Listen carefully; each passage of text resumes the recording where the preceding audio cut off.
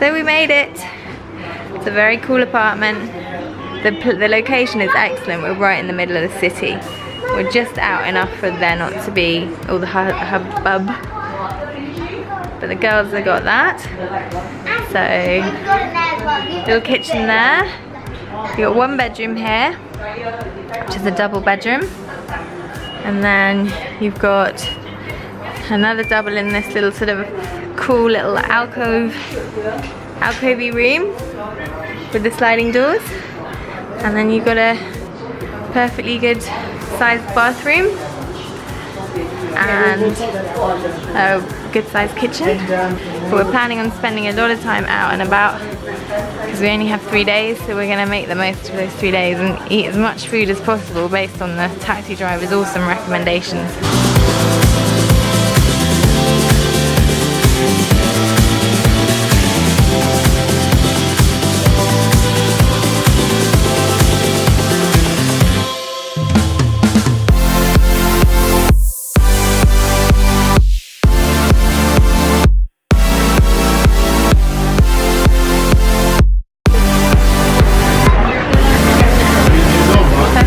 We have to sit down, but I have to have a look at the goodies. So that's all sweets, sweet rice and jellies. And then in here you've just got a plethora of things that I could just eat all of them. Look at these bhajis. Wow. So here we are in what looks like a really cool vegetarian restaurant in Little India in Singapore.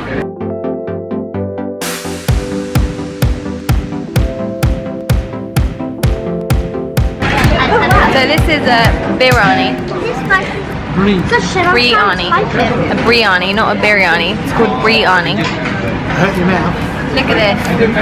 Now that is a proper curry.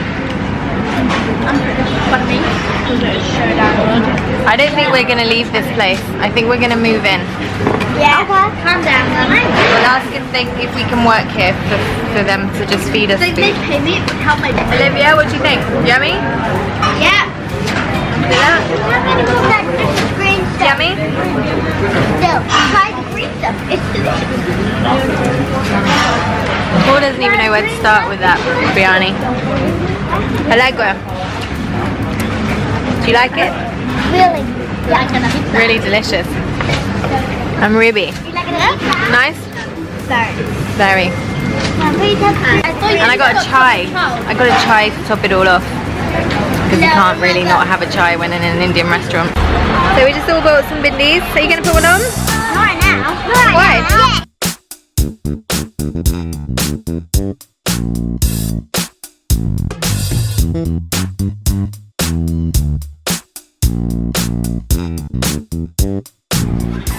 So we found this amazing fruit and veg stall.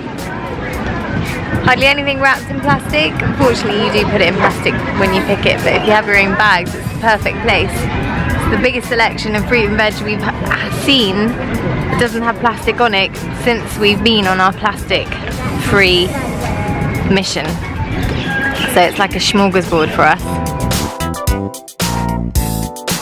Is that now we're in the hunt for some water and we can't find a supermarket because our solution to not having 110 plastic bottles is basically to buy, whenever we buy water, we buy it in the 9 or 10 litre bottle packs because those are more likely to get recycled and used again, and we just have one bottle that we keep refilling again and again.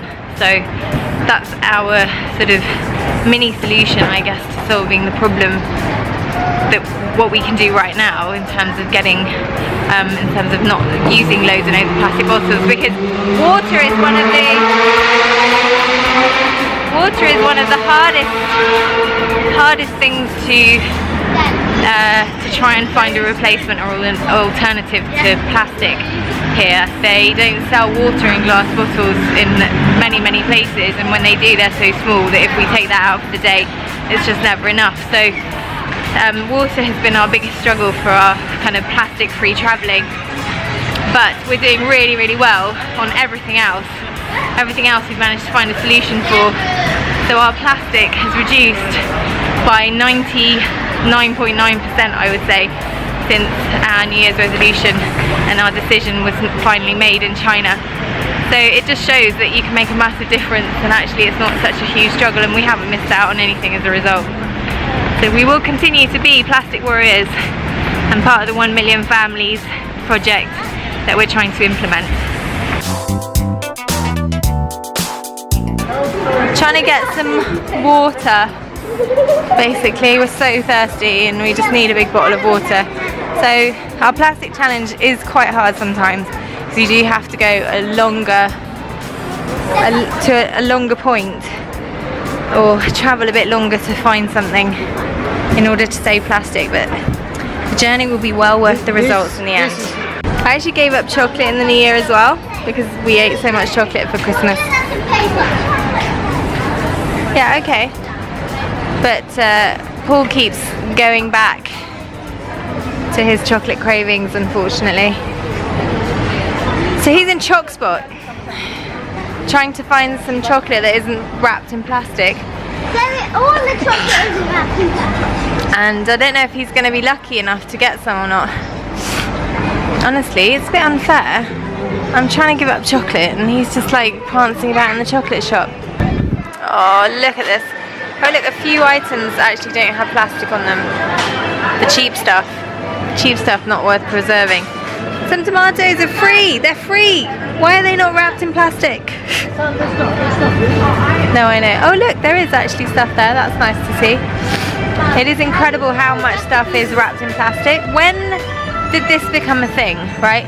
When did people insist that fruit and veg have to be wrapped in plastic? Because I'm pretty sure that's quite recent. I don't remember it being this extreme. I mean, it is ridiculous.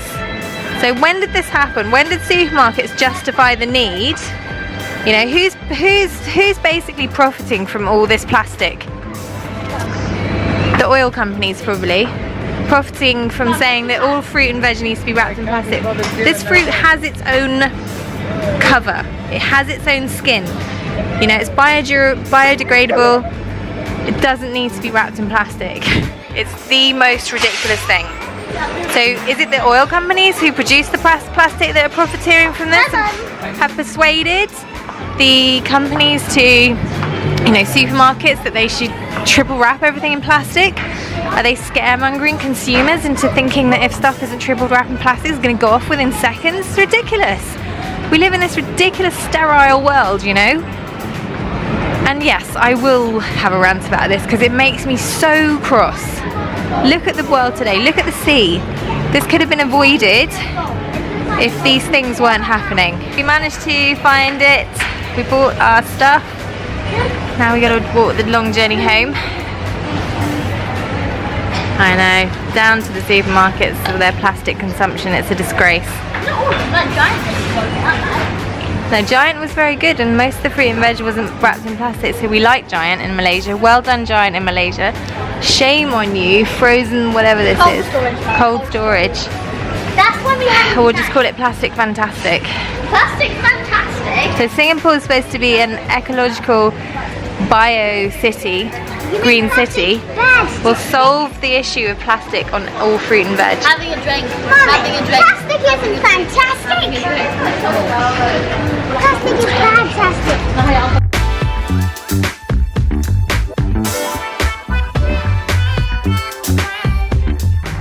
Thanks for watching. We hope you like our video.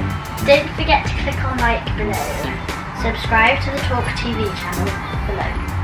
Goodbye.